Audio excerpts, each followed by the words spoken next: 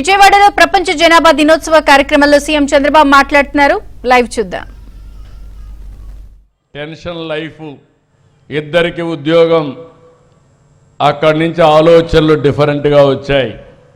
ఇంట్లో ఎవరు చూసుకునే వాళ్ళు లేరు కాబట్టి పిల్లలుంటే ఒకరు, లేకపోతే వద్దు, double income, no kids, let enjoy చేసే పరిస్థితికి వచ్చాం.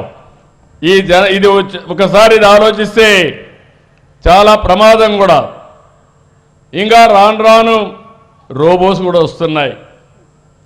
కానీ రోబోటిక్స్ కానీ ఇవన్నీ వచ్చినా మనుషులు లేకపోతే నిరర్ధం అని చెప్పి కూడా నేను మీకు తెలియజేస్తున్నా.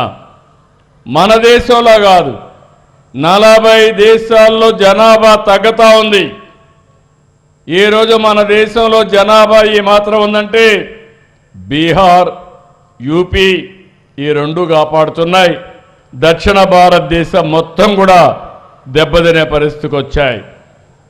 ఈరోజు ఒకప్పుడు నేను కూడా ఎకనామిక్ స్టూడెంట్ని.